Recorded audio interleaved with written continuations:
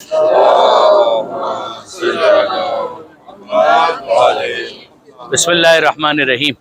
इस वक्त हम लोग इस मस्जिद के पास हैं। इस मस्जिद का नाम है मस्जिद गमामा, बादलों वाली मस्जिद। गमाम अरबी के अंदर बादल को कहते हैं। ये बादलों वाली मस्जिद जो इसको कहा गया उसकी कोई वजह है। बेसिकली मस्जिद का जो कॉन्सेप्ट है ना, उसको अगर थोड़ा सा आप समझिएगा, मस्जिद अरबी ज़बान का लफ्ज़ है जिसका मतलब है सजदा करने की जगह। आप अपने घर के अंदर भी किसी जगह पर अगर मुसल्ला बिछाते हैं तो वो भी मस्जिद है, मगर ज़ाहिर है कि वो इस्तिलाह के अंदर जिसको मस्जिद कहा जाता है वो मस्जिद तो नहीं होगी। मगर पसंद किया गया है कि घर में भी इंसान एक इबादत के लिए जगह मखसूस करे और वहाँ पर अपनी इबादतों को अंजाम दे। जो भी नमाज़ें वगैरह पढ़नी वो उस जगह पर जाकर वो पढ़ा करें। उसके बड़े फ़वाइद भी बयान किए गए। यहाँ तक कहा गया कि अगर खुदा न करे किसी का दम आखिर आसानी से जान ना निकल रही हो और कोई और मेडिकल हिच ना हो तो उसको वहाँ पर ले जाओ जहाँ वो घर में नमाज पढ़ा करता था। परवरदिगार आलम उसकी इस मुश्किल को आसान करेगा और उसका एहतज़ार का जो मरहला है, यानी जहाँ कनी का जो आलम है, उसको आसान कर देगा। जैसे कि जहाँ पर वो खुदा से राज़ो नियाज किया करता था वहाँ पर खुदा उसकी उस मुश्किल को हल कर देगा। ये हुई एक बात, वो घर की मस्जिद कहलाती है। फिर उसके बाद एक और मस्जिद है जिसको कहा जाता है मोहल्ले की मस्जिद।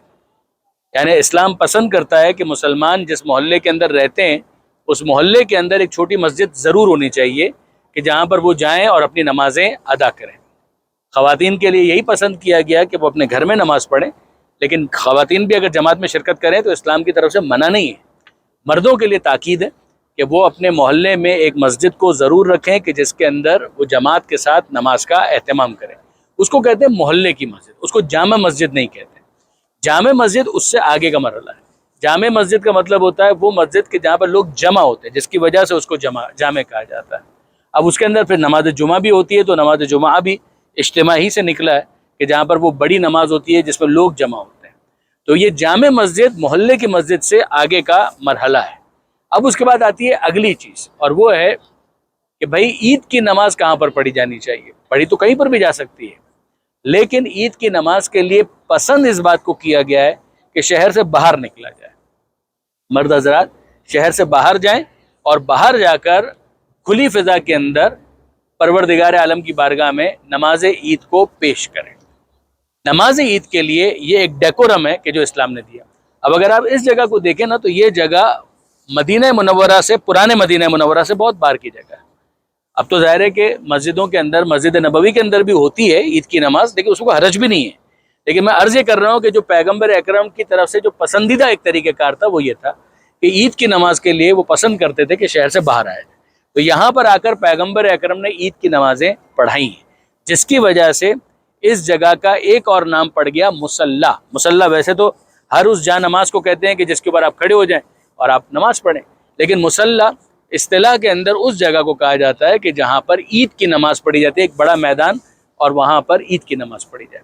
इसी तरीके से एक और काम किया जाता था शहर से बाहर निकलकर, उसका नाम था नमाज इस्तिस्का, तलब बारां की नमाज।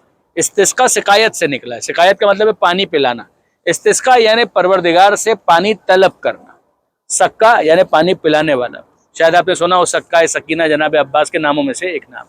तो वो इसी वजह से इस्तिस्का का मतलब है खुदा से पानी के बरसने की दुआ मांगना। उसका एक ख़ास तरीका कार है कि जिसके तहत वो नमाज पढ़ी जाती है। मुस्तहब नमाजों में ये नमाज जमात के साथ पढ़ी जाती है, वरना मुस्तहब नमाज या सुन्नत नमाज या नफल नमाज के बारे में उसूल ये है कि वो जमात के साथ नहीं पढ़ी जाती। लेकिन पैगम्बर अकरम ने खुद इसका इस्तिस्ना किया कि ये जो नमाज इस्तिस्का है इसको जमात के साथ पढ़ा जा सकता है। तो यहाँ पर पैगम्बर अकरम ने कहत के मौके पर एक मरतबा नमाज इस्तिस्का या तलब बारां की नमाज या तलब बारिश की नमाज वो पढ़ाई थी, जिसकी वजह से बाद में जब मस्जिद बनाई गई तो उसके अंदर थोड़ा सा बादलों का एक टच दिया गया ताकि इस मेमोरी को रिकॉल किया जा सके। तो इस वजह से इसका नाम पड़ा मस्जिद गमामा। 1 नंबर 2, ये ईदगाह के तौर पर पैगम्बर अकरम ने इसको इस्तेमाल किया। अब उसके बाद ज़रूरी नहीं है कि एक ख़ास जगह ही पर ये जगह हो, थोड़ी इधर हो थोड़ी उधर हो, लेकिन ये कि बहरहाल इस इलाके में पैगम्बर अकरम आए और पैगम्बर अकरम ने नमाज ईद भी पढ़ाई, नमाज इस्तिस्का भी पढ़ाई। तो यहाँ पर बहरहाल परवरदिगार आलम की बारगाह में दुआ करते हैं कि मालिक जहाँ जहाँ कहत साली है उन सब की मुश्किलात को आसान फरमा, वहाँ पर बारिश को नाजिल फरमा اور اے پروردگار بارش کا مطلب ہے روزی کا نزول، تو جو بے روزگار ہیں انہیں عزت کی روزی عطا فرما، اور جو برسر روزگار ہیں ان کے رزق میں برکت عطا فرما۔ یہ باتیں ہو گئیں۔ اب اس کے بعد ایک اور بات سنیے، پیغمبر اکرم کی زندگی میں مسلمانوں کی دو بڑی ہجرتیں ہوئی۔ پہلی ہجرت جو حبشہ کی طرف، ایتھوپیا، اور دوسری ہجرت جو یہیں پر ہوئی مدینہ منورہ، جس کو بعد میں کہا گیا یثرب کی طرف۔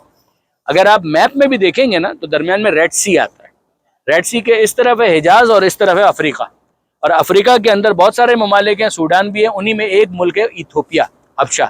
نجاشی کا واقعہ آپ سب نے بچپن سے سنا ہوگا، وہاں کا بادشاہ کہ جس نے مسلمانوں کو پناہ دی، پھر پیغمبر اکرم پر وہ ایمان بھی لے آیا، پیغمبر اکرم سے بہت مخلص تھا، پیغمبر اکرم کے لیے وہ ہدیے تحفے بھی اس نے بھجوائے۔ وہاں پر نجاشی کے بارگاہ میں یا نجاشی کے دربار میں مسلمانوں کی نمائندگی کی تھی مولا کے بھائی نے، جناب جعفر طیار نے علیہ السلام۔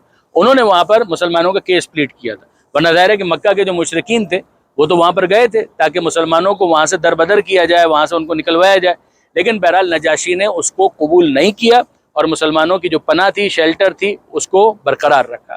یہ جناب نجاشی پیغمبر اکرم پر ایمان لے آئے تھے، اور ان کی وفات کی اطلاع پیغمبر اکرم کو اس جگہ پر ملی، جس کے بعد پیغمبر اکرم نے یہاں پر جناب نجاشی کے لیے دعائے مغفرت فرمائی۔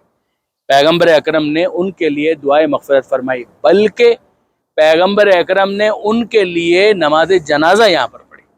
یہ واحد غائبانہ نماز جنازہ ہے کہ جو پیغمبر اکرم نے پڑھی، اور جب کسی نے سوال کیا کہ اللہ کے رسول جنازہ تو نظر نہیں آ رہا، کہ تمہیں نظر نہیں آ رہا، لیکن یہ کہ بہرحال مجھے نظر آ رہا ہے۔ پیغمبر اکرم نے بعض کے مطابق تو یہاں تک تھا کہ وہ معجزہ بھی دکھلایا کہ زمین پست ہوئی اور وہاں کی زمین بلند ہوئی، اور جس کے بعد سب کو جناب نجاشی کا جو جنازہ تھا وہ بھی نظر آیا۔ تو پیغمبر اکرم کی بارگاہ سے ان کا یہ سند پانا، یہ ان کے لیے بہت بڑا ایک اعزاز تھا۔ اس جگہ پر یہ واقعہ پیش آیا، یہاں پر پیغمبر اکرم نے نجاشی کے لیے دعائے مغفرت کی۔ ہم اپنے تمام مرحومین کے لیے دعا مانگتے ہیں کہ بار الہ ان سب کی مغفرت فرما، ان سب کو اعلی علیین میں جوار معصومین میں جگہ عطا فرما، ان کی گناہوں کی مغفرت فرما، ان کی نیکیوں کا انہیں بہترین اجر عطا فرما، اور ہم سب کے لیے بھی سفر آخرت کو آسان فرما، ہمیں بھی پیغمبر اکرم کی دعائے مغفرت میں ہمارا نام بھی شامل فرما۔ یہاں سے اب ہم اگلی جگہ جائیں گے۔ یہ جگہ کھلتی ہے، اگر آپ نماز کے اوقات میں آئیں گے تو یہ مسجد کھلتی ہے، یہاں پر آپ 2 رکعت نماز پڑھ سکتے ہیں، لیکن یہ کہ بہرحال اس ٹائم پر یہ مسجد بند ہے، بعد میں آپ آئیں گے تو کھلی بھی آپ کو مل سکتی ہے۔ اب ہم آگے کی طرف جا رہے ہیں۔